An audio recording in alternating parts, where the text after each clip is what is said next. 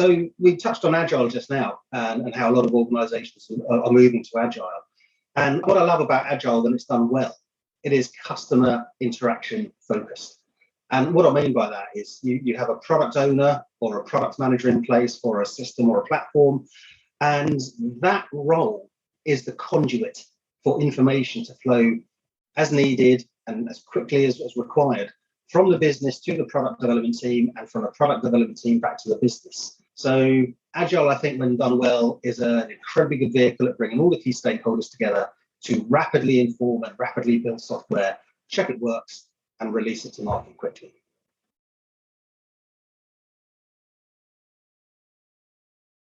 So you'd have a monthly update with all stakeholders, open invitation, and you provide a presentation-based update of where you are on the delivery, but also highlight certain things that they need to be aware of, be it quality control, be it testing, be it anything associated with the risks, which they need to be aware of, but also make them appreciate that this is a complex undertaking. So that regular communication is an update so that you can actually get them bought into, again, the complexities and the timing and also the cost, which can ultimately impact and affect the quality assurance of the ultimate product.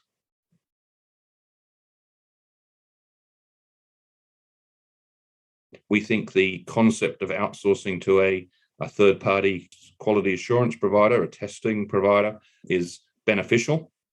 We've had success in at least 2 projects that I've worked with that use outsourced testing resource and quality assurance resource. We are experimenting with automation and being able to do this in more of a machine learning fashion, rather than having a large number of FTEs, a large headcount to be able to perform the testing, particularly when there is regression testing that needs to be put into play.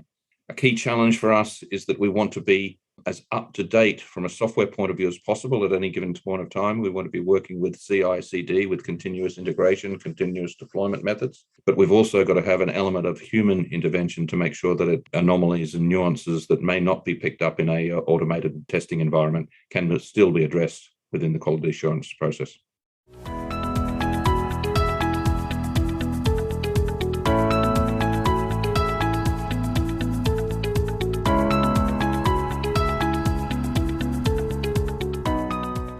Customers do expect a consistent user experience, regardless of the devices they use to access services, and regardless of the websites or the applications that they use to consume those services.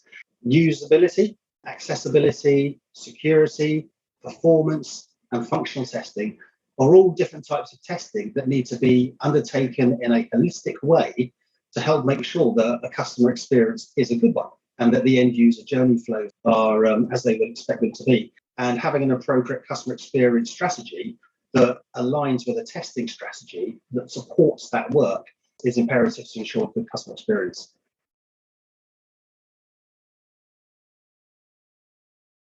So you can have workshops and so forth with a small number of customers about what your intentions are, how you look at the product design, etc., how that might impact them. So, for example, you can use client surveys. They can be very useful during the early stages of a new product development or indeed a new bank build, where you can get a sense of what the market requires.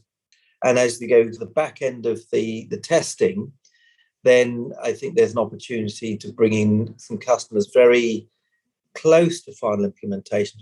So if you get a good partner who understands testing and QA, but equally human factors, and making sure you bring that back into the life cycle in a deliberate manner will actually provide huge dividends as you go forward.